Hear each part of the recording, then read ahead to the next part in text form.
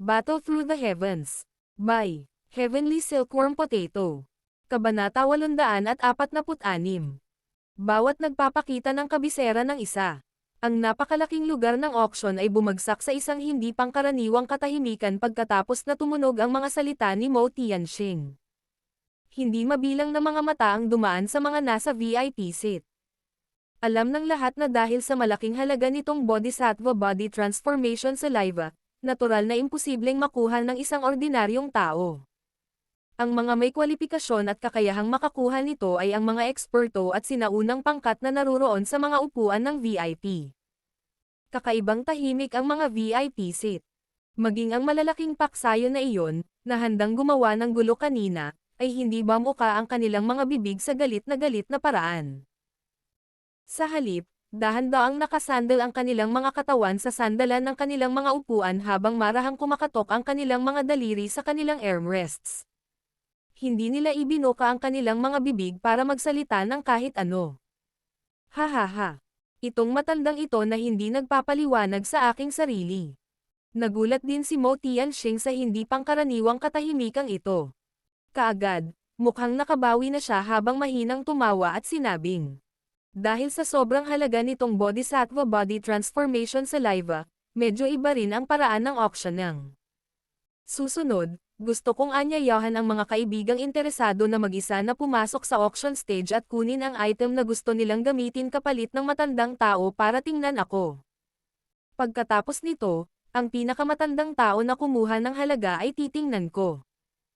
Napakaraming tao ang natigilan nang marinig nila ang mga salita ni Mo Tianxing. Maraming tao ang agad na hindi nasisiyahan.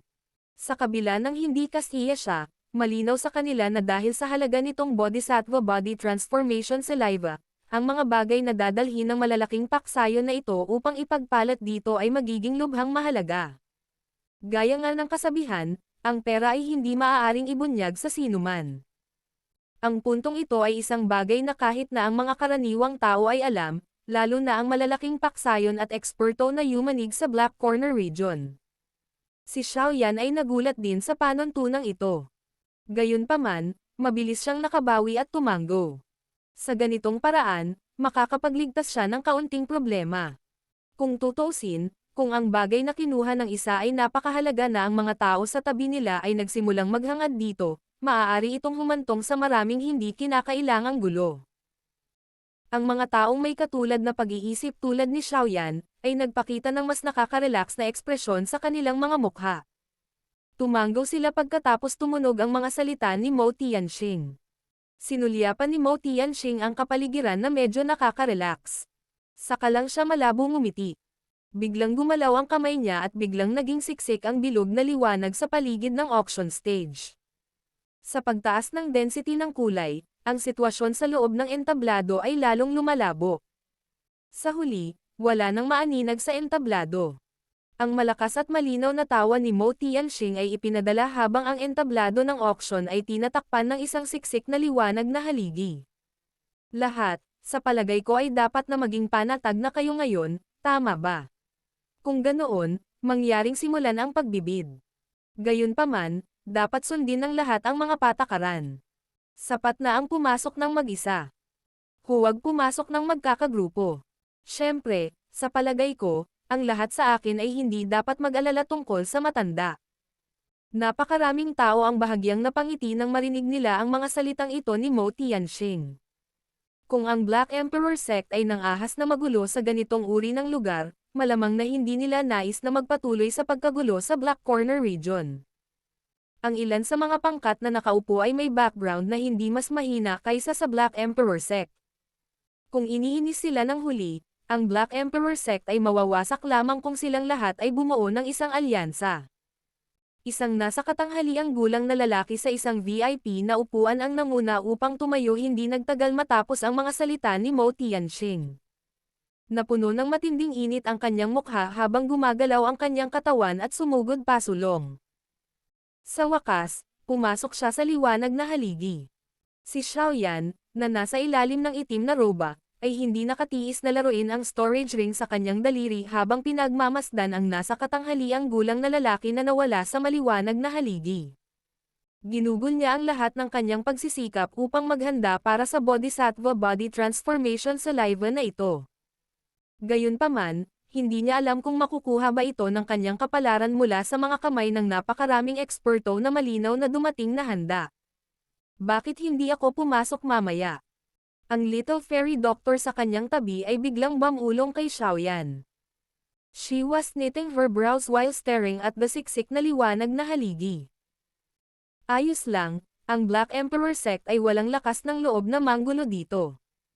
Tsaka, dahil sa lakas ko, kahit personal na atakihin ni Mo Tianxing, mahihirapan siyang patuloyin ako nang hindi nagpapakita ng kaunting kakayahan. Bahagyang ngumiti si Xiaoyan. Natural na alam niya kung ano ang ikinababahala ng little fairy doctor. Gayunpaman, hanggat medyo makatwiran si Mo Tianxing, hindi siya gagawa ng kalokohan sa harap ng napakaraming tao. Nakatango lamang ang little fairy doctor nang makita niya ang pagpupursage ni Xiaoyan. Mahina niyang sinabi, "Kung ganoon, gagawin namin ang sinabi mo. Gayunpaman, dapat mong tandaan na pipilitin kong pumasok kapag hindi ka lumabas sa loob ng 5 minuto." Nagulat si Xiaoyan bago siya agad na ngumiti at tumango. Makalipas ang halos 3 minuto, lumabas sa poste ang malaking nasa katanghaliang gulang na lalaki sa harap ng hindi mabilang na mga tingin sa auction. Walang magawa siyang umiling at bumalik sa kanyang upuan na may mapait na mukha. Sa hitsura nito, ang item na kinuha niya ay hindi inaprubahan ni Mo Tianxing. Ang mga tao sa mga VIP seat na nakadama ng kawalan ng katiyakan sa kanilang mga puso sa wakas ay pinabayaan ito pagkatapos makita ang unang tao na matagumpay na lumabas. Sumunod, mabilis na tumayo ang isang nakadilaw na nakadamit, matandang may malabong ekspresyon at sumugod sa maliwanag na haligi.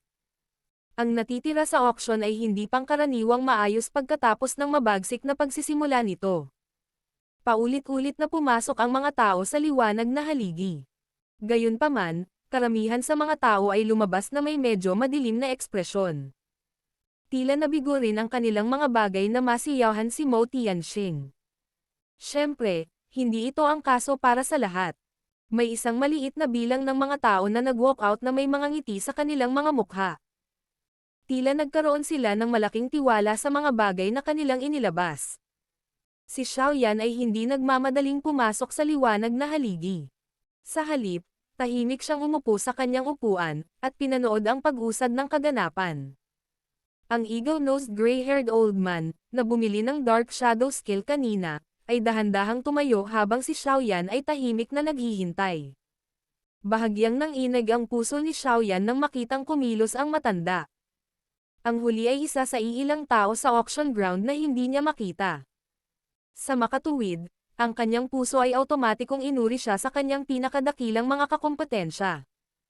Ang matandang ito na may agila na may kulay abong buhok ay tila nagtataglay ng ilang reputasyon sa mas lumang henerasyon ng Black Corner region.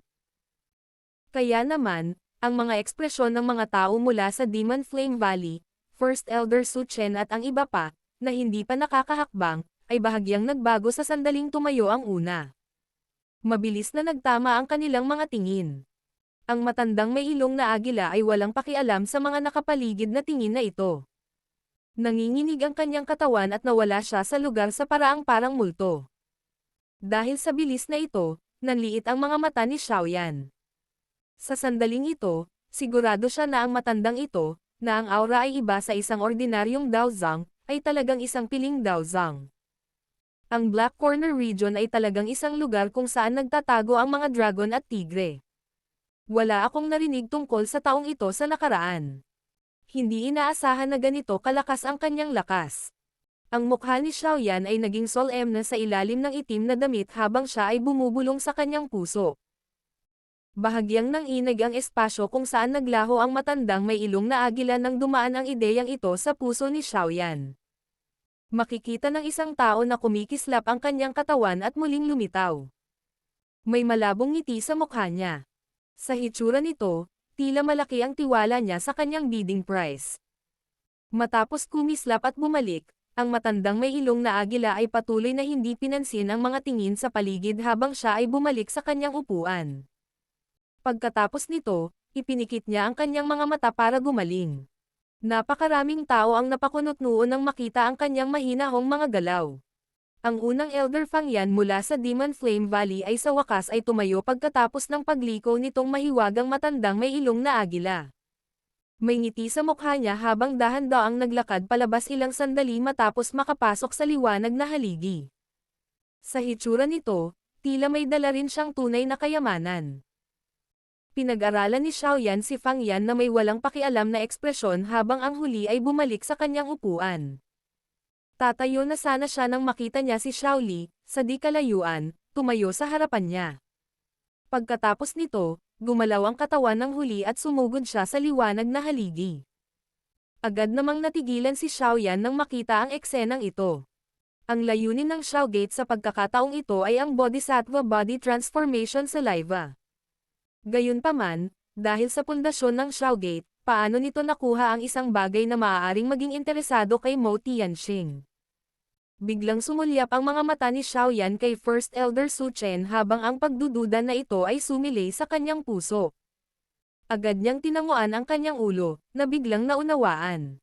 Naglakad palabas si Xiaoli pagkatapos pumasok sa light pillar sa loob ng 3 hanggang 4 na minuto. Ang kanyang hitsura ay hindi nagpapakita ng mapait na ekspresyon o masyadong maraming ngiti. Tila hindi nasuri ng Black Emperor Sect ang bagay na kinuha nila ng napakataas. Dahan-daang tumayo si Xiaoyan habang ang ideyang ito ay nag-flash sa kanyang puso. Bilang isang target na palaging binibigyang pansin, ang mga aksyon ni Xiaoyan ay natural na nakakuha ng maraming tingin na naglalaman ng iba't ibang mga ekspresyon. Ang mga titig na ito ay natural na hindi isang bagay na pinagkakaabalahan ni Xiaoyan. Gumalaw ang kanyang katawan at malumanay siyang lumutang sa ere bago dumaong sa liwanag na haligi. Ang matinding liwanag nang pumasok ang katawan ni Xiaoyan sa light pillar ay naging sanhi ng pagpikit ng kanyang mga mata bago niya ito binuksan ng may pag-iingat makalipas ang ilang sandali. Nagkataon niyang nakita si Mo Tianxing na nakangiti sa entablado ng auction. May isang matanda na pulang-pula ang mukha sa likod ng huli. Siya ay si Qi Shan, kung saan nagkaroon ng hindi pagkakasundo si Xiaoyan. Hahaha. Mr. Yan Xiao. Ang matandang ako ay sa wakas ay naghintay para sa iyo na humakbang pasulong. Nakangiti si Mo Tianxing habang nagsasalita. Nag-aral siya ng Xiaoyan. Ang titig na dati niyang tinitignan sa huli ay walang pinagkaiba sa dating tingin sa isang malaking matabang kambing. Tahimik at malamig na tumawa si Xiaoyan sa mga mata ni Mo Tianxing. Agad na nabaling ang tingin niya sa crystal box sa gilid ng hindi napapansin. Bumalatay ang pagtataka sa kanyang mga mata nang makita ang makapal na likido sa loob nito. Tila nagtataglay ito ng sariling puwersa ng buhay. Bumulong siya. Ito ba ang Bodhisattva Body Transformation Saliva? Hahaha. Ito ang Bodhisattva Body Transformation Saliva. Ang Black Emperor Sect ko ay hindi nangangahas na gumawa ng pekeng bagay na ito. Ngumiti si Mo Tianxing at tumango. Agad siyang tumawa. Maaari ko bang malaman kung ano ang gustong gamitin ni Mr. Yan Xiao upang ipagpalit itong Bodhisattva Body Transformation Saliva? Inalis ni Xiaoyan ang kanyang tingin. Nag-isip siya sandali sa ilalim ng medyo nagninangas na mainit na tingin ni Mo Tianxing. Sa isang pitik ng kanyang daliri, may lumabas na puting bote ng jade sa kanyang kamay. May malaking dragon eye-sized medicinal pill na bahagyang nakikita sa bote ng jade. Ito ay isang top-grade Tier 6 medicinal pill, Zhang Breaking Pill. Sa palagay ko narinig na ito ng leader ng sekta na si Mo. Hindi na ako magsasabi patungkol sa epekto nito. Pinitik ni Xiaoyan ang kanyang daliri at dahan-daang lumipad ang bote ng jade patungo kay Mo Tianxing habang nagsasalita si Xiaoyan. Zhang Breaking Pill. Nang inig sina Mo Tianxing at Qi Shan sa likuran niya nang marinig ang pangalang ito. Agad na bumungad sa kanilang mga mata ang isang saya na mahirap itago. Battle Through the Heavens. Kabanata 847. Ang huling tagumpay. Ang Zhang Breaking Pill. Si Mo Tianxing ay hindi dayuhan sa medicinal pill na ito na maaaring ituring na kilala. Si Qi Shan sa likod niya ay hindi rin banyaga dito. Ang mga epekto ng medicinal pill na ito ay mayroon ding napakalaking pang-akit sa kanila. Sa kasalukuyan, ang Black Emperor Sect ay mayroon lamang isang elite na Daozang, si Mo Tianxing. Ito rin ang pangunahing dahilan kung bakit nagawang tumayo ng Black Emperor sect sa loob ng Black Corner region nang hindi bumagsak. Kaya, masasabi ng isa kung anong uri ng deterrent effect ang taglay ng elite na Daozang sa loob ng rehiyong ito. Ang Black Emperor sect ay nag-iisip na mag-ayos ng pangalawang elite na Daozang sa mga taong ito upang kumilos bilang kahalili ni Mo Tianxing.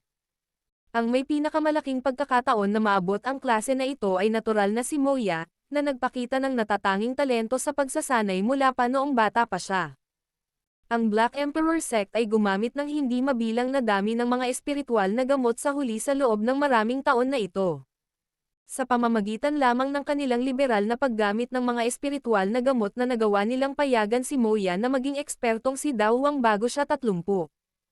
Gayunpaman, ang simpleng pag-asa sa akumulasyon ng mga medicinal na table tasks ay hindi isang bagay na maaaring matagumpay na makapag-ayos ng isang elite na Daozang. Ang puntong ito ay isang bagay na malinaw na alam ni Mo Tianxing, na isang elite na Daozang. Nagkaroon ng malaking agwat sa pagitan ng isang Dao Huang at isang Daozang. Ang pagsisikap na matagumpay na magtagumpay ay napakahirap. Sa totoo lang, kahit na may talento sa pagsasanay ni Moya, si Mo Tianxing ay hindi umaasa sa dating pagsingil sa klase ng Daozang. Kung ganito lang kadali ang pag-advance sa klase ng Daozang, ang napakalaking Black Corner region ay hindi magkakaroon ng mga iilang individual na ito na kasing bihira ng mga balahibo ng Phoenix at isang sungay ng Unicorn. Bagamat hindi gaanong umaasa si Mo Tianxing, hindi rin siya sumuko. Pagkatapos ng lahat, ang Black Emperor sect ay gumastos na ng malaki para kay Moya. Imposibleng tumigil sila ngayon. Ang tanging magagawa nila ay lumabas ng todo. Hanggat naging elite na Daozang si Moya, tataas ang lakas ng Black Emperor sect.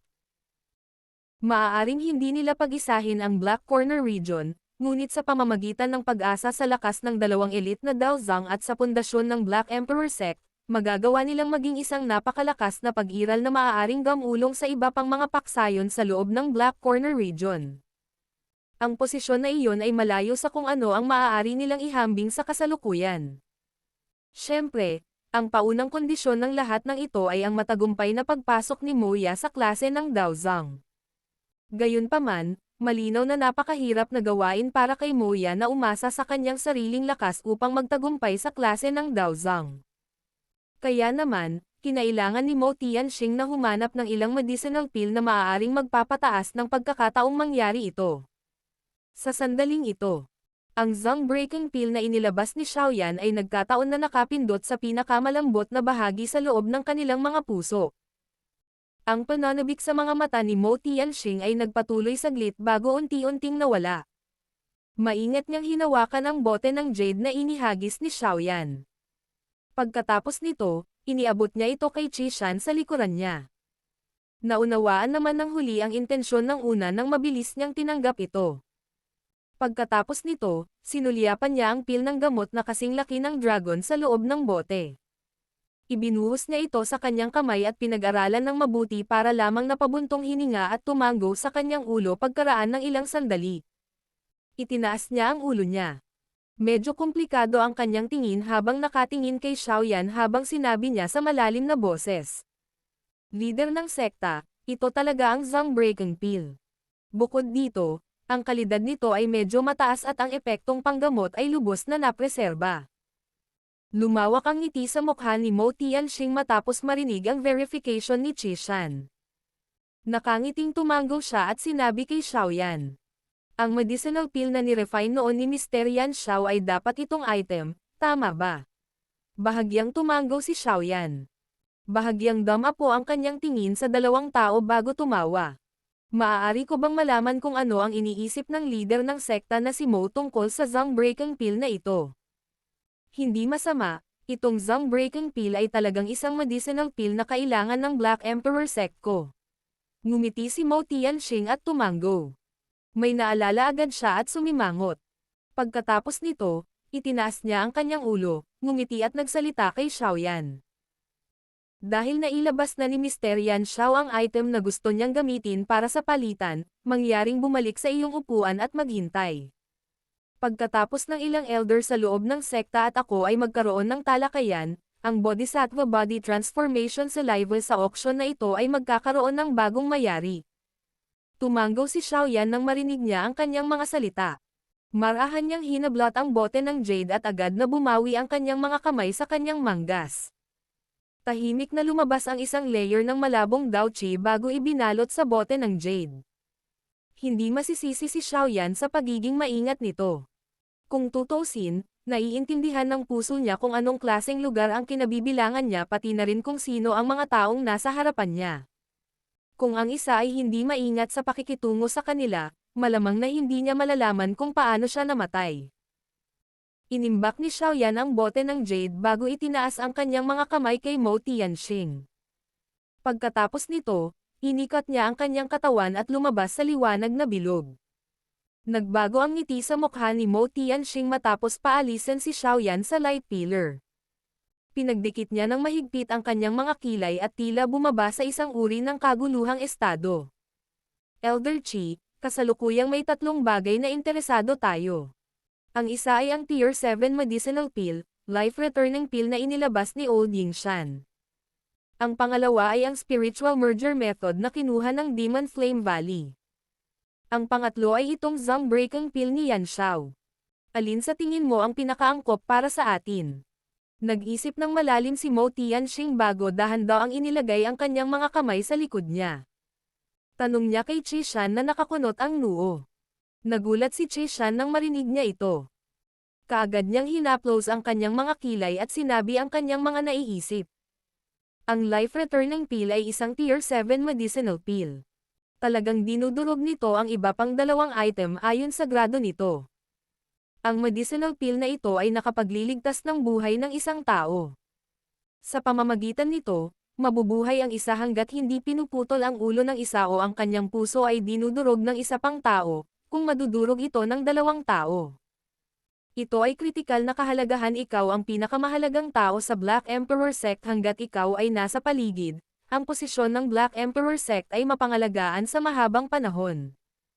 Tungkol sa paraan ng espiritual na pagsasanib na inaalok ng Demon Flame Valley, ito ay tinatanggap na kakaiba.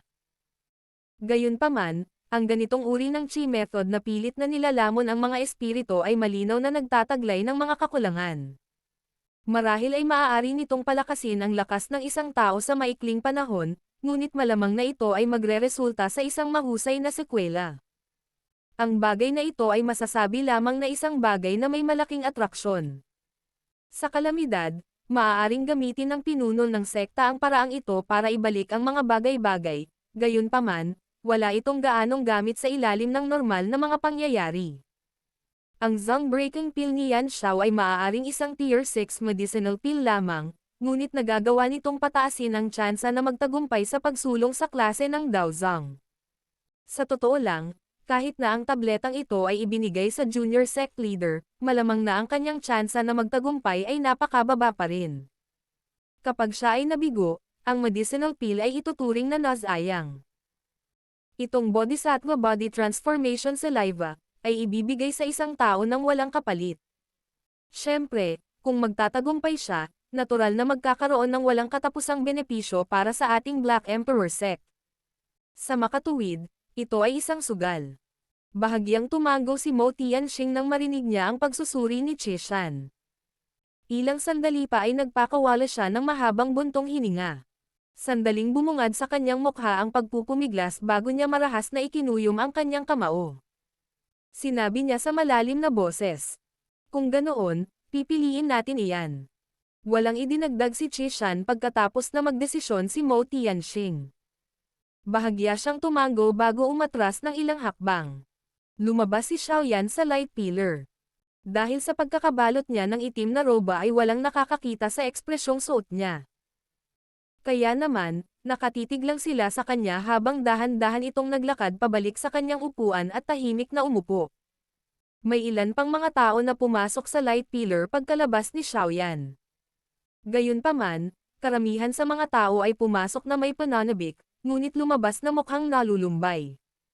Maliwanag, ang mataas na pamantayan ng Black Emperor Sect ay lumampas sa inaasahan ng maraming tao.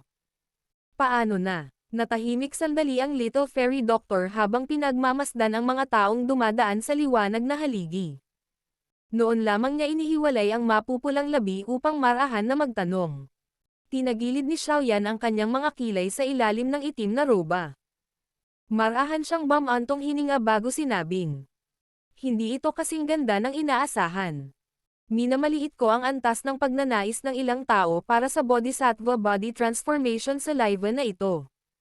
Bagamat labis na nagulat si Mo Tianxing nang inilabas ni Xiaoyan ang Zhang Breaking Pill kanina, malinaw na nakita ni Xiaoyan ang pag-aalinlangan at pagpupumilit sa kanyang mga mata bago ang huli ay nakabawi.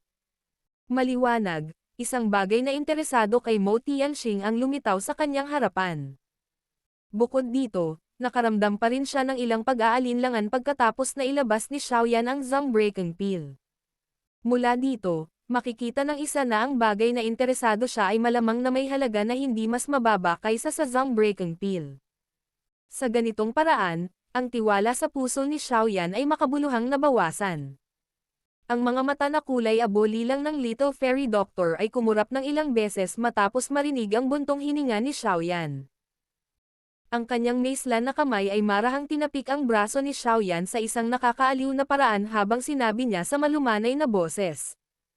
Hindi na kailangang mag-alala. Kahit na talagang mab-I-go tayong manalo sa bid para sa Bodhisattva body transformation sa live, hindi ito na parang wala tayong pagkakataon. Sa totoo lang, marami sa mga naruroon ang may katulad na intensyon. Natigilan si Xiaoyan nang marinig niya ito. Agad siyang ngumiti at isang malamig na kislap ang lumitaw sa kanyang maitim na mga mata. Makukuha niya itong Bodhisattva body transformation sa live sa lahat ng paraan. Kung hindi niya ito makuha sa tamang paraan, maaari lamang niyang gamitin ang isang huling taktika. Habang ang mga kaisipang ito ay nananatili sa puso ni Xiaoyan, ang liwanag na haligi sa entablado ng auction ay biglang nagsimulang mamatla.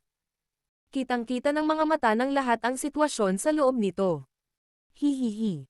Lahat, pagkatapos ng naunang pagpili, ang Black Emperor Sekko ang may huling sagot. Ang mga mata ni Mo Tianxing ay lumibot sa kanyang paligid habang nagsasalita siya ng nakangiti. Agad na tumahimik ang auction grounds nang marinig ang mga sinabi niya. Lahat ng mga titig ay may kaunting kuryosidad at pagkabalisa habang nakakulong sila kay Mo Tianxing. Tumawa si Mo Tianxing sa harap ng mga tingin ng lahat. Pagkatapos ng isang talakayan sa pagitan ng mga elder ng sekta at ng matandang ito, ang huling nanalo sa auction na ito ay sinadya niyang huminto sandali nang ang kanyang mga salita ay umabot sa puntong ito. Naghintay siya hanggang sa medyo maraming tao ang nakatingin lang sa kanya bago biglang itinaas ang daliri niya. Itinuro nito ang isang lugar sa VIP seats. Old Yingshan. Ang kapaligiran sa lugar ng auction ay agad na naging mapurol matapos ang mga salita ni Mo Tianxing ay tumunog. Ang napakaraming tao sa mga VIP seat ay dahan-daang naglabas ng isang maitim, malamig na ngiti sa sulok ng kanilang mga labi. Battle Through the Heavens. Kabanata 848. Matandang Yingshan. Old Yingshan.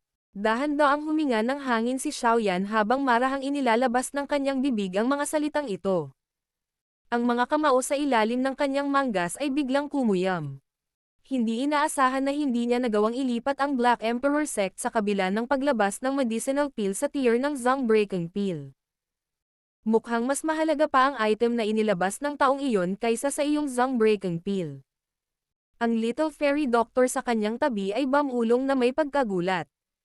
Ito ay hindi inaasahan na ang hindi kapansin-pansing matandang lalaki ay talagang makakapag-alis ng isang bagay sa antas na ito. Bahagyang tumanggaw si Xiaoyan. Sa ilalim ng itim na damit, ang kanyang tingin ay naglalaman ng kagalakan habang dahan-dahan itong bumaril patungo sa matandang may ilong na agila. Kumunat ang noo niya. Old Yingshan. Ito ba ang titulo ng tao sa loob ng Black Corner Region? Malamang na siya ay isang dalubhasa ng mas lumang henerasyon. Kung hindi, hindi posibleng hindi narinig ni Xiaoyan ang tungkol sa kanya. Saglit na nagpatuloy ang katahimikan sa loob ng malaking bulwagan bago biglang lumitaw ang isang matinding kaguluhan. Ang hindi mabilang na bilang ng mga natulala na mga tingin ay tumingin sa may kulay abong matandang agila na ilong na nakaupo sa isang sulok. Maraming nagulat na sigaw ang hindi sinasadyang tumunog sa loob ng lugar ng auction. Old Yingshan. Ang Old Yingshan na isa sa nangungunang tatlo sa Black Rank ang noon. Siya ay talagang buhay pa. Hindi siya namatay. Ang ginawa lang niya ay nagtago at nag-retreat. Sa hindi inaasahang pagkakataon, makikita namin ang malakas na taong ito mula sa mas lumang henerasyon na yumanig sa Black Corner region noon. Hindi namin sinayang ang paglalakbay na ito. Siya ay isang dalubhasa sa pinakamataas na klase ng dawang noon. Pagkatapos ng maraming taon, tiyak na gagawa siya ng tagumpay sa klase ng Daozang, tama ba? Kung ikukumpara sa ingay sa likod, ang kapaligiran sa mga upuan ng VIP ay natatakpan ng hindi pangkaraniwang presyon. Maraming makakapal na tingin ang ipinutok mula sa lahat ng direksyon. Agad silang nagtipon sa matandang Yingshan. Bagamat ang huli ay may napakagandang reputasyon sa loob ng Black Corner region, sinumang kalaban ay hindi nila papansinin sa pamamagitan ng pagkahumaling ng Bodhisattva Body Transformation Saliva. Ang ekspresyon ng matandang Yingshan ay hindi nagbago kahit kaunti sa harap ng nakapaligid na hindi magiliw na mga tingin.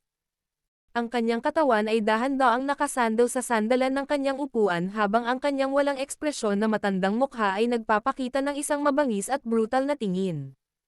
Walang malambot na tao sa isang lugar tulad ng Black Corner region. Upang siya ay maging isa sa tatlong nangungunang eksperto sa Black Rankang noon, hindi mabilang na bilang ng mga tao ang namatay sa pamamagitan ng kanyang kamay. Ang Old Yingshan noon ay isang taong may matinding reputasyon. Bagamat bahagyang nabawasan ang kanyang mabangis na reputasyon pagkatapos niyang mag-retreat ng nag-iisa sa loob ng napakaraming taon, sino mang magtuturing sa kanya bilang isang malambot na maaaring kurutin ay malamang na magbayad ng mabigat na presyo. Puno pa rin ng ngiti si Mo Tianxing habang nakatayo siya sa entablado ng auction. Kumilos siya na parang hindi niya naramdaman ang kakaibang atmosphere sa mga VIP seat habang nakangiti at sinabing, "Ngayong may-ari na ang Bodhisattva Body Transformation Saliva, ang auction na ito na inorganisa ng Black Emperor Sect ko ay matatapos ng maayos. Sa susunod na mga araw, magkakaroon ng malaking salo-salo ang Black Emperor Sect. Ang mga interesado ay maaaring manatili sa likod at sumali sa kasiyahan. Para sa mga customer na bumili ng isang bagay, ang aking Black Emperor Sect ay maghahatid ng mga item sa auction sa lahat ng hindi binubuksan ang mga ito sa susunod na 1 hanggang 2 araw." Dahan-daang tumayo ang Old Yingshan matapos tumunog ang boses ni Mo Tianxing. Pagkatapos nito, dahan-dahan siyang lumabas ng VIP exit na walang ekspresyon ang mukha sa harap ng iba pang mga VIP. Ang mga tao ay nagsimulang tumayo mula sa mga upuan ng VIP ng sunod-sunod pagkatapos ng paggalaw ng Old Yingshan. Lahat sila ay lumabas ng auction ground. Sa kanyang namumukod tanging spiritual perception, naramdaman ni Xiaoyan na hindi bababa sa kalahati ng mga tao sa VIP seats ang nagpahayag ng ilang madilim, malamig na layunin ng pagpatay. Ngayon lang magsisimula ang totoong magandang palabas. Malamang na ang kasunod na yugto ng panahon na ito ang magiging totoong madugong bagyo. Mahinang tumawa si Xiaoyan. Agad siyang tumayo at naglakad papuntang exit. Ang Little Fairy Doctor at si Ziyan ay sumunod sa likuran. "Ha. Ang kaibigan ito." Isang tawa ang biglang tumunog mula sa likuran ni Xiaoyan nang malapit na siyang labasan. Itinigil ni Xiaoyan ang kanyang mga yapak. Ang kanyang itim na damit na katawan ay tumalikod at ang kanyang walang pakialam na tingin na nakatago sa itim na roba ay sumulyap sa mga tao mula sa Demon Flame Valley na naglalakad patungo sa kanya. Isang medyo paos na boses ang agad na napalabas. "May problema ba? Ha. Ang matandang ito ay ang First Elder ng Demon Flame Valley, si Fang Yan. Maaari ko bang tanungin ang pangalan ng kaibigang ito?" Napangiti si Fang Yan habang mabilis siyang naglakad pasulong. Itinaas niya ang kanyang mga kamay kay Xiaoyan bago magsalita sa magiliw na paraan. "Yan ang pangalan ko. May kailangan ba si First Elder Fang Yan?" Mahinang tanong ni Xiaoyan. Ha. Ang medicinal refining skills ni Mr. Yan ay maituturing na pinakamahusay sa Black Corner region, di ba? Dumating lang ang matandang ito para magtanong kung may interes din si Mr. Yan sa Bodhisattva Body Transformation Saliva. Tumawa si Fang Yan. Agad na nagiba ang usapan nang magtanong siya gamit ang malalim na boses at madilim na mga mata. Bakit? Nanliit ang mga mata ni Xiaoyan sa ilalim ng itim na roba habang mahinahong nagtanong. Kung si Mr. Yan ay may interes din sa Bodhisattva Body Transformation Saliva, maaari tayong makipagtulungan. Ang Old Yingshan na iyon ay isang dalubhasa sa Black Corner region mula sa mas matandang henerasyon. Siya ay napakalakas. Kung kikilos ka ng mag-isa, malamang na mahihirapan kang agawin ang laway ng pagbabagong katawan ng Bodhisattva mula sa matandang iyon kahit na ang dalagang ito sa iyong tabi ay nakialam. Mahinang sabi ni Fang Yan. Ang sulok ng bibig ni Xiaoyan na nakatago ng itim na roba ay inangat sa pangungutya. Agad siyang umiling at sinabing, "Hindi ako masyadong interesado sa mungkahi ni First Elder Fang Yan. Pasensya na." Huminto si Xiaoyan sa pakikipag-usap kay Fang Yan pagkatapos ng kanyang mga salita. Pinagmasdan ng kanyang mga tingin ang misteryosong nakasuot ng kulay abong tao sa likod ni Fang Yan nang walang nakakapansin. Pagkatapos nun, tumalikod na siya at naglakad palabas ng tunnel. Isang lamig ang bumalot sa mga mata ni Fang Yan nang makita niyang ganap na tinanggihan ni Xiaoyan ang kanyang mungkahi. Masyadong mayabang ang taong ito. Sa tingin ba niya ay kaya niyang talunin ang Old Yingshan ng mag-isa sa pamamagitan lamang ng pagkakaroon ng isang Daozang sa kanyang tabi? Medyo galit na nagsalita ang mga elder mula sa Demon Flame Valley habang nakatingin sila sa likod ni Xiaoyan. Dahil sa prestihiyo ng Demon Flame Valley sa loob ng Black Corner region, bihira silang nakatanggap ng ganoong pagtrato. Bumaba ang ekspresyon ni Fang Yan.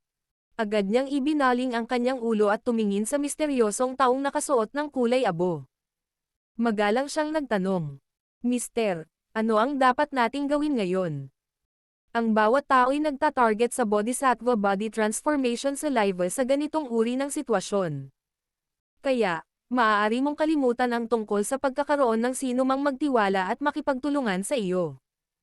Makakaasa ka lamang sa iyong sarili. Bagamat maaaring makapangyarihan si Old Yingshan, hindi ito na para bang tayo ay walang magawa laban sa kanya. Magpadala ng mga tao upang bantayan siya sa loob ng 2 araw na ito. Maghanda upang kumilos sa sandaling umalis siya sa Black Emperor Sect. Bahagyang nanginig ang kulay abong robe habang tumutunog ang isang ilusyonaryong aura at walang pakialam na boses. Bahagyang tumango si Fang Yan nang marinig ito.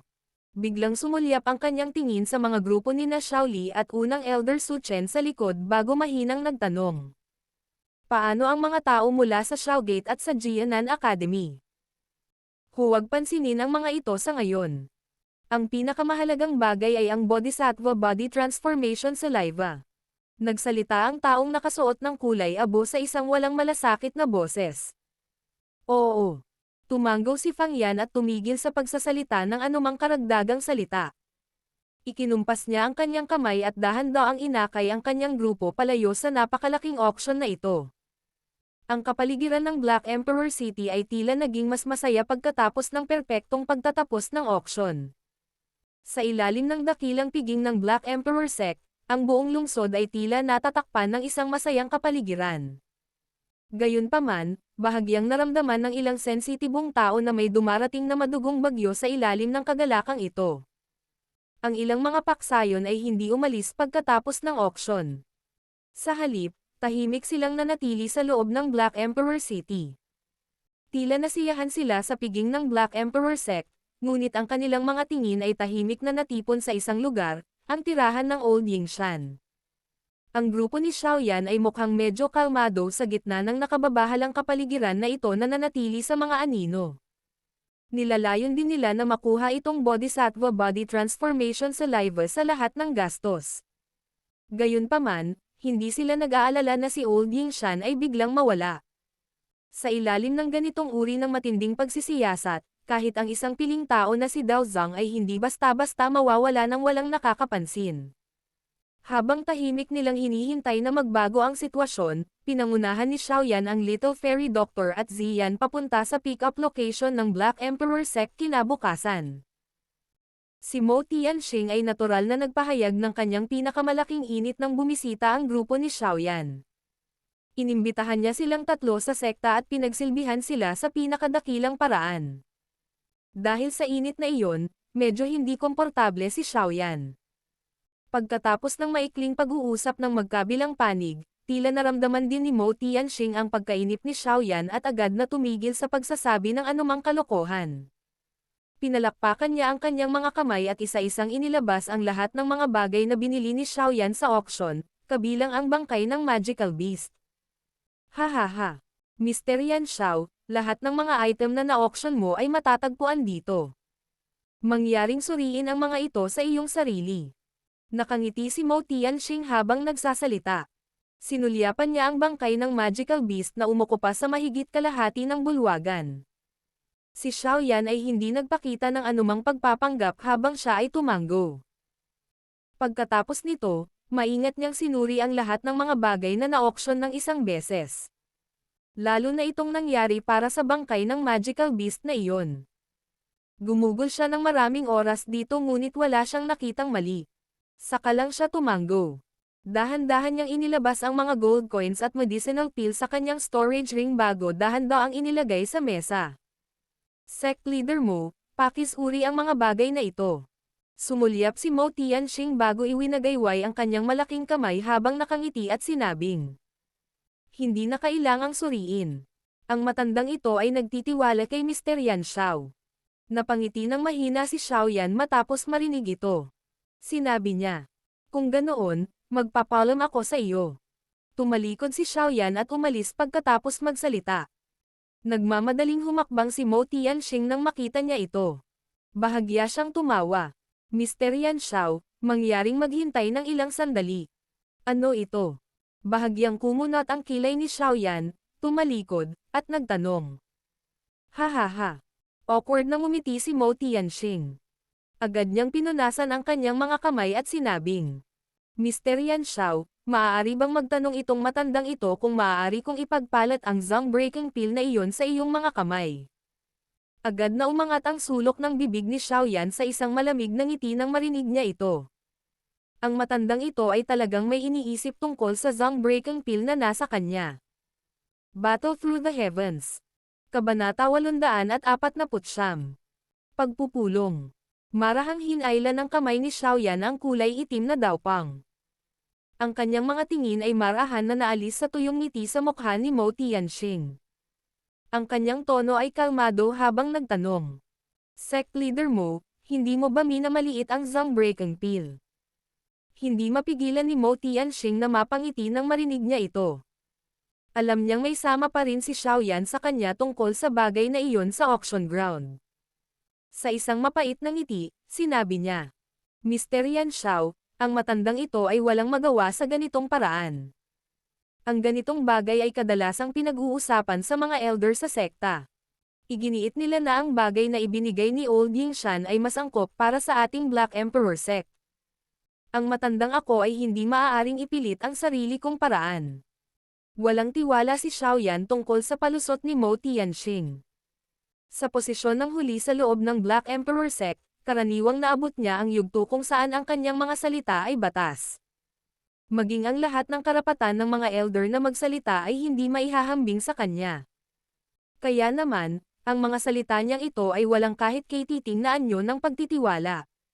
Siyempre, hindi alintana kung naniwala si Xiaoyan sa kanyang palusot, walang dahilan na kailangan niyang masangkot sa bagay na ito. Natural na hindi problema para kay Mo Tianxing ang maging interesado sa Zhang Breaking Pill. Wala siyang kahit katiting na pagtutol kung ang huli ay maaaring kumuha ng isang bagay na interesado kay Xiaoyan bilang kapalit nito. Huwag mong sabihin sa akin na ang pinuno ng sekta na si Mo ay nakakapaglabas ng pangalawang Bodhisattva body transformation saliva. Bahagyang tumawa si Xiaoyan. Ang ngiti sa mukha ni Mo Tianxing ay tumigas nang marinig niya ito. Siya kaagad at walang magawang sumagot. Ano ang sinasabi ni Mr. Yan Xiao? Ang Bodhisattva body transformation saliva na ito ay nag-iisa sa aking Black Emperor sect. Bukod dito, ang nag-iisang bahagi na ito ay malapit ng mapasakamay ni Old Yingshan. Kasalukuyan lang akong interesado sa Bodhisattva body transformation saliva. Para sa iba pang bagay. Umiling si Xiaoyan na may kalmadong tono. Mr. Xiaoyan, palagi nating pag-uusapan ang paraan. Bakit hindi ka binibigyan ng Black Emperor sect ng aking Black Emperor sect ng mga sangkap na panggamot at hilingin kay Mr. na tumulong sa pagpino ng isa pang Zhang Breaking Pill? Kahit gaano karami ang matagumpay mong napino, ayos lang basta bigyan mo ng isa ang Black Emperor sect ko. Ang iba ay magiging iyo. Ano ang masasabi mo? Nagmamadaling tanong ni Mo Tianxing. Kalimutan mo na ito. Wala akong dagdag na oras para manatili sa Black Emperor sect, partikular na para tulungan kang mag-refine ng mga table tasks. Agad naging malamig ang tono ni Xiaoyan nang marinig niya ito. Hindi niya ipinagpatuloy ang pakikipag-usap sa taong ito na walang integridad. Pagkatapos niyang ilapat ang kanyang mga kamay, umalis siya kasama ang Little Fairy Doctor at Ziyan. Nagpalitan ng berde at puti ang ekspresyon ni Mo Tianxing habang nakatitig sa likuran ng tatlong grupo ng lalaki ni Xiaoyan. Ilang sandali pa, sa wakas ay sumilay sa kanyang mga mata ang kalungkutan. Ang kanyang kamay ay marahas na hamampos sa mesa, nagpakawala ng isang mabangis na hangin. Ang lakas ng hangin ay nabasag ang matibay na mesa at naging pulbos. Sect leader, hindi ba siya pumayag? Ang malakas na tunog na ipinadala mula sa malaking bulwagan ay naging sanhi ng dalawang figure ng tao na nagmamadaling pumasok mula sa likuran. Sila ay sina Chishan at Moya. Sa sandaling ito, maingat na inihahanda ng dalawang individual na ito ang kanilang mga katanungan.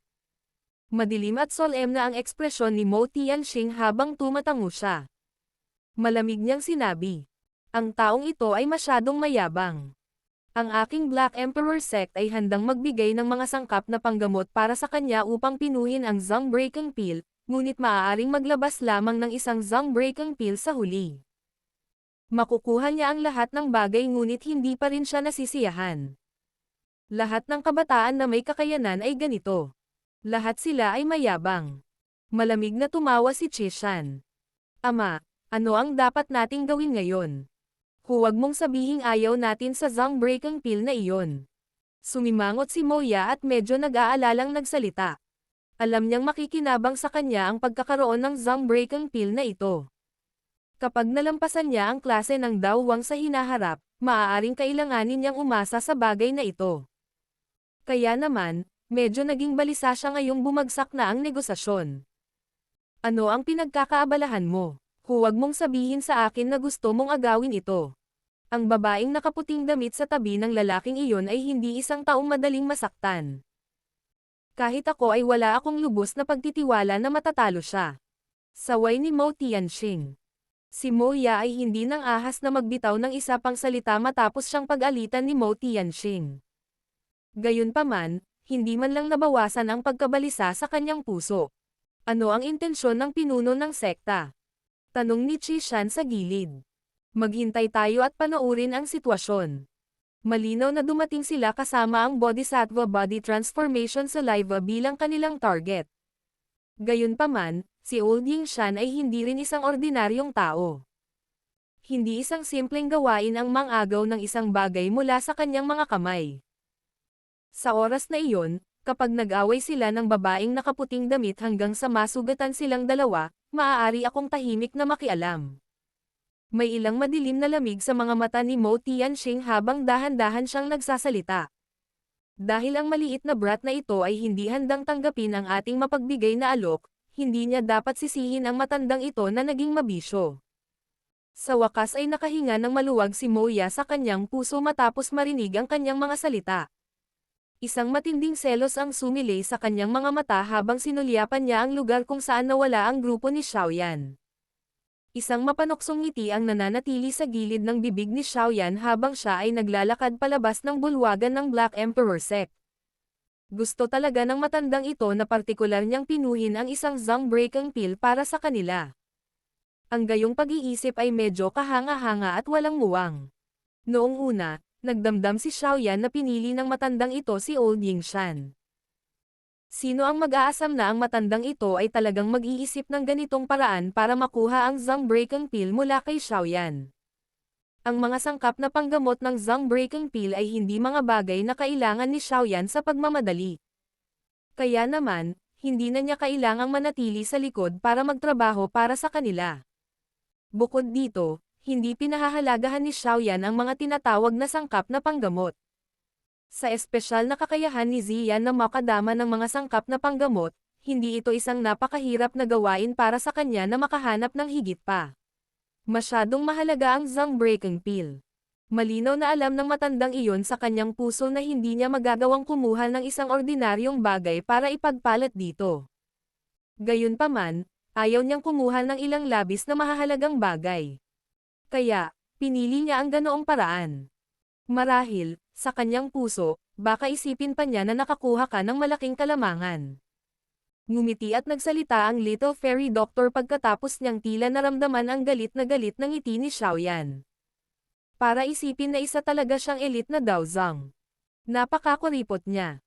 Pinulot ni Zian ang kanyang maliit na bibig at nagsalita ng may paghamak. Ang mga sangkap na panggamot ang pinakawalang halaga sa kanyang mga mata. Hanggat pumunta siya sa malalalim na kabundukan o lumang kagubatan, makakahanap siya ng ilang sangkap na panggamot na naglalaman ng siksik na enerhiya. Gayunpaman, ang matandang lalaki na ito ay talagang gustong gamitin ang mga bagay na ito, na napakamura sa kanyang paningin, upang ipagpalat sa Zhang Breaking Pill. Hindi nakapagtataka kung bakit siya hahamakin ito. Dahan-daang antong hininga si Xiaoyan at marahas na nagmura. Hindi ba magiging maayos ang lahat kung ang matandang bastos na iyon ay ipinagpalat sa akin ang Bodhisattva Body Transformation Saliva? Ngunit kailangan niyang laruin ang mga larong ito. Napangiti ang Little Fairy Doctor nang marinig niyang nagmura si Xiaoyan sa ganitong paraan. Tila nagkaroon ng matinding sama ng loob si Xiaoyan kay Mo Tianxing dahil sa kabiguan niyang piliin ang Zhang Breaking Pill sa auction. Gayunpaman, maiintindihan siya ng isa pagkatapos ng ilang pag-iisip. Sa kasalukuyan, ang Bodhisattva Body Transformation Saliva ay isang bagay na pag-aari na ngayon ni Old Yingshan. Magiging mahirap na agawin ito mula sa mga kamay ng isang elite na Daozang. Hindi na kailangang labis na mag-alala. Sa anumang kaso, hindi lang tayo ang nagtatarget sa Bodhisattva Body Transformation Saliva.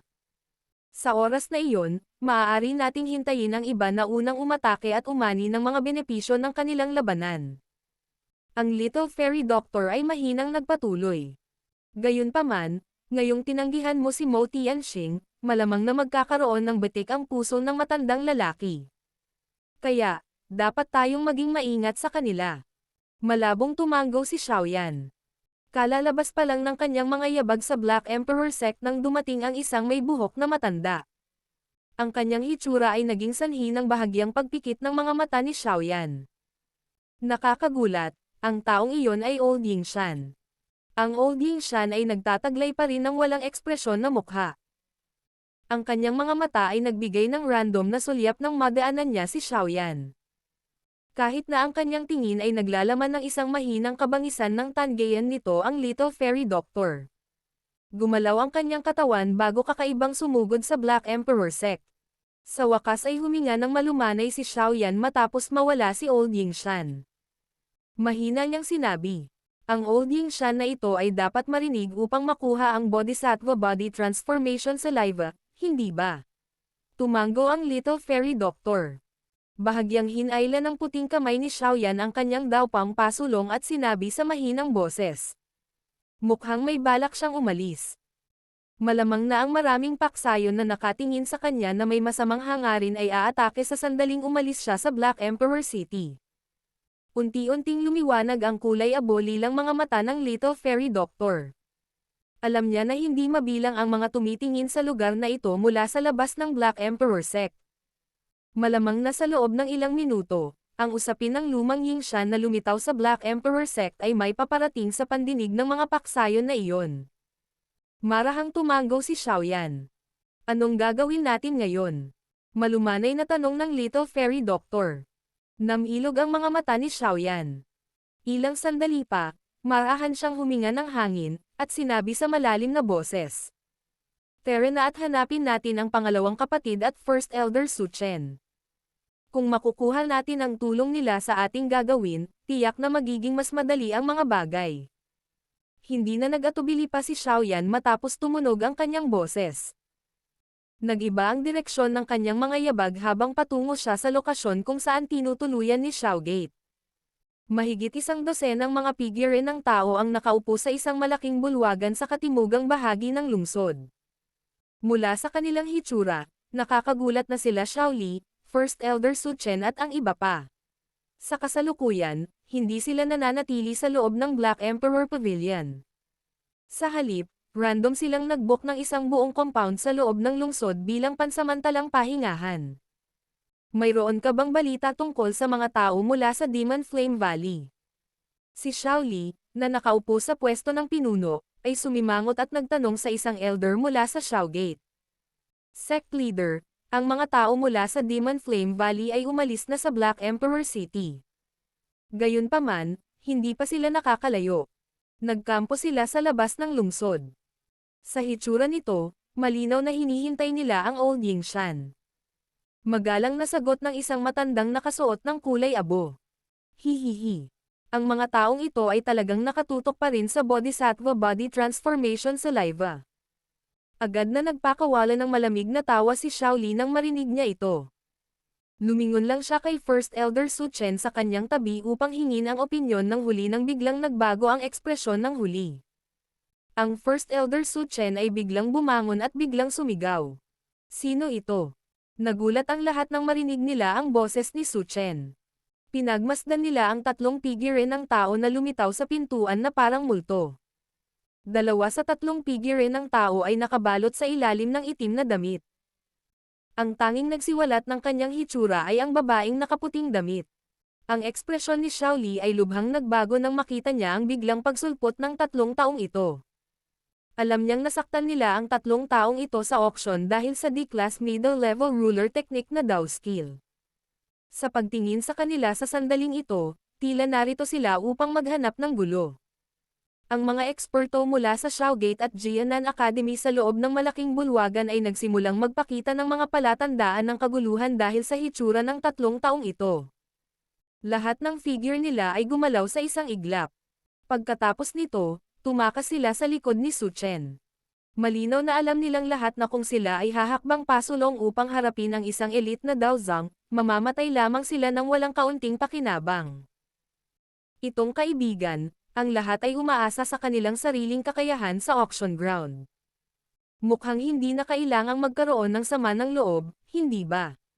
Ang matandang ito ay ang First Elder ng Jianan Academy. Dahil sa aking mahinang reputasyon, mangyaring pabayaan ang bagay na ito. Isang solemn na ang bumungad sa mukha ni First Elder Su Chen habang kinuyam niya ang kanyang mga kamay at nagsasalita sa malalim na boses. Kahit na siya ay hindi nang ahas na madaling masaktan ang isang alchemist, na maaaring pinuhin ang isang top-grade Tier 6 medicinal pill, at isang elite na Daozang. Tila natigilan ang taong nakasuot ng itim nang marinig ang mga salitang ito. Agad siyang napabuntong hininga, hindi na niya kayang tumawa o umiyak. Hinailan ng kamay niya ang Daopang at dahan-dahan itong inalis. Isang pamilyar na mukha na puno ng kawalan ng kakayahan ang agad na lumitaw sa harap ng natigil ang grupo ni Xiao Li. First Elder, ang mga salita mo ay talagang seryoso. Battle Through the Heavens. Kabanata 850. Talakayan. Natigilan ang lahat sa hall nang makita nila ang pamilyar na mukha na puno ng walang magawang ekspresyon. Kaagad, maraming sigaw ng hindi paniniwala ang ibinugaw mula kay Xiao Li, First Elder Su Chen, at ilang iba pa. Pangatlong kapatid. Xiao Yan. Inalis ni Xiao Yan ang itim na Daopang sa kanyang ulo at inilagay ito sa kanyang storage ring. Nagkibit balikat siya patungo sa grupo ni Xiao Li na puno ng hindi makapaniwala ang mga mukha. Ngumiti siya at sinabing, "Bakit? Hindi mo ba ako nakikilala?" Unti-unting nakabangon ang grupo ni Xiao Li mula sa kanilang pagkagulat matapos marinig ang pamilyar na boses na ito. Agad na bumungad si Joy sa kanilang mga mukha. Lumapit si Xiao Li at marahas na tinapik ang mga balikat ni Xiao Yan bago tumawa na may mga ngiti sa mukha. Hindi inaasahan na ang misteryosong Tier 6 alchemist ay ikaw talaga. Ikaw talaga ang nagdulot sa amin ng pag-aalala. Isang init din ang bomb-alot sa puso ni Xiao Yan habang nakatingin siya kay Xiao Li, na puno ng saya ang mukha. Mahina siyang tumawa. Ang sitwasyon sa Black Emperor City ay hindi masyadong tama. Bukod dito, nag-aalala ako na baka makilala ako ng mga taong iyon mula sa Demon Flame Valley. Kaya, itinago ko ang aking hugis at mukha. Hihihi. Totoo ang mga salitang ito. Naipasa na ang drawing mo sa bawat matataas na tao sa Demon Flame Valley. Kung ibunyag mo ang iyong sarili, Tiyak na makikilala ka nila. Tumawa si Xiaoli. Ito ba? Biglang nabaling ang tingin ni Xiaoli sa Little Fairy Doctor sa gilid ni Xiaoyan. Nawala ang ngiti sa kanyang mukha habang magalang na nagtatanong. Dahil sa lakas ng klase ng Daozang ng Little Fairy Doctor, kahit si Xiaoli ay hindi nang ahas na maging masyadong pabaya sa kanyang mga salita. Kaibigan ko siya. Matatawag siyang Little Fairy Doctor ng pangalawang kapatid. Tumawa si Xiaoyan. Big Brother Xiaoli. Ang katanji tanging mukha ng Little Fairy Doctor sa gilid ay nagpakita ng isang ngiti habang marahan niyang kinakausap si Xiaoli.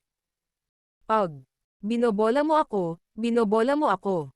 Masyadong magalang si Miss. Nagmamadaling iwinagayway ni Xiaoli ng kanyang kamay habang sumagot. Nang inig ang buong katawan niya matapos tawagin ng Little Fairy Doctor bilang Big Brother Xiaoli. Noong nasa Black Emperor Pavilion sila noon, personal niyang naramdaman ang matinding pagpatay na bomb alot sa katawan niya. Natural na alam niya na sa kabila ng ethereal at moving appearance ng babaeng ito, siguradong isa itong bisyo kapag umatake. Bukod dito, ito ang kauna-unahang pagkakataon sa kanyang buhay na hinarap siya ng magalang ng isang elite na Daozang. Kaya naman, tila naguguluhan ang kanyang puso. Si Xiaoyan ay nagulat din sa paraan ng address ng Little Fairy Doctor. Bahagyang nagulat ang mga tingin nito habang nakatingin sa kanya. Talaga bang nakausap niya ang isang tao sa ganitong paraan dahil sa kanyang karakter? Ang Little Fairy Doctor ay kumilos na parang hindi niya nakita ang nagulat na tingin ni Xiaoyan habang may ngiti sa kanyang mukha. Nagmukha siyang mabait na babae mula sa Qingshan Town noon. Mukha siyang inosente, dahilan para makaramdam ng labis na pagkaakit sa kanya. Bulong ni Xiaoli sa kanyang puso habang nakatingin sa dalawang tao. Natural na alam niya na ang babaeng ito, na ang buhok ay kasing puti ng nyebe, ay magalang sa kanya dahil kay Xiaoyan. Kaya naman, nagpakawala ng mapait na tawa ang kanyang puso. Ang pangatlong kapatid niya ba ay may malaking kaugnayan sa mga babae? Isa pa, hindi ordinaryong tao ang mga babaeng nasa tabi niya. Si Medusa mula sa huling pagkakataon ay isa ring tunay na piling tao na Daozang.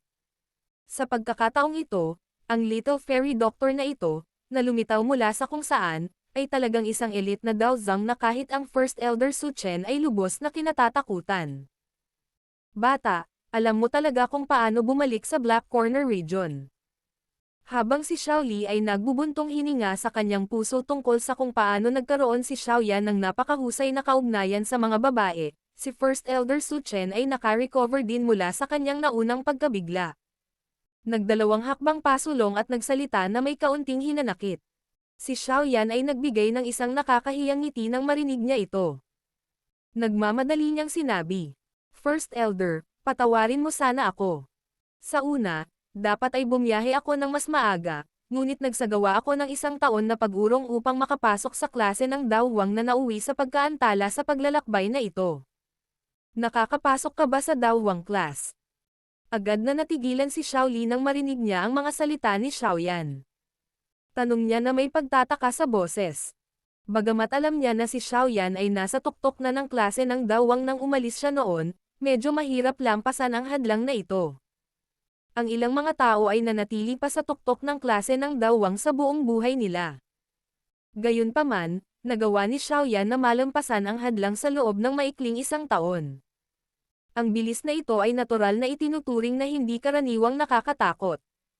Medyo nagulat din ang mga mata ni Su Chen sa gilid.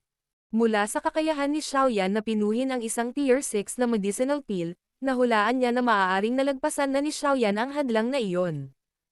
Gayunpaman, labis na nagulat pa rin ang kanyang puso matapos marinig ang sinabi ng taong pinag-uusapan ng malakas. Ang ganitong uri ng bilis ng pagsasanay ay maaaring isaalang-alang sa tuktok na nakita ni Su Chen pagkatapos ng maraming taon. Swerte lang ako. Bahagyang ngumiti si Xiaoyan. Ang mga taong naruroon ay ang mga mapagkakatiwalaan niya. Kaya naman, natural na hindi niya sinasadyang itago ang isang bagay. Hahaha. Brat, magaling ka. Iba talaga ang paningin ni tatay. Sa simula pa lang alam na niyang hindi ka ordinaryong tao.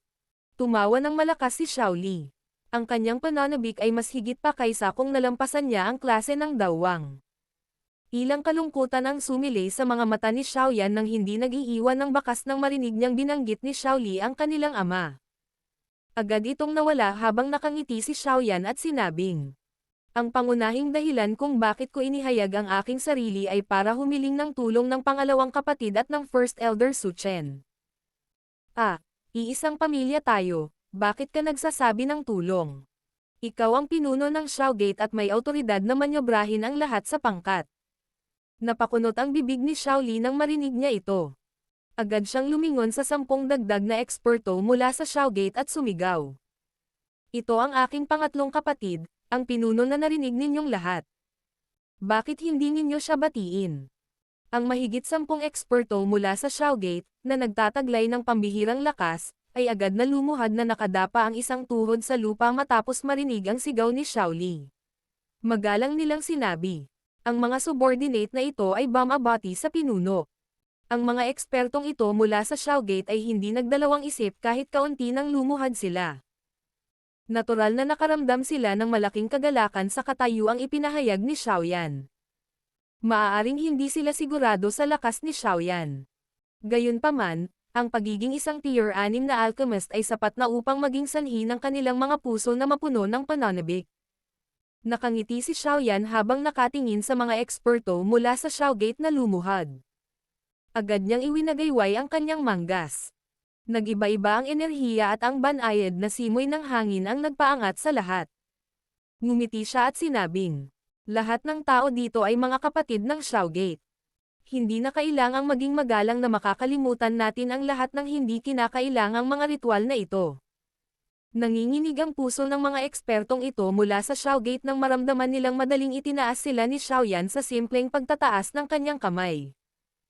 Wala na silang kahit kaunting pagdududa tungkol sa lakas ni Xiaoyan sa kanilang mga puso.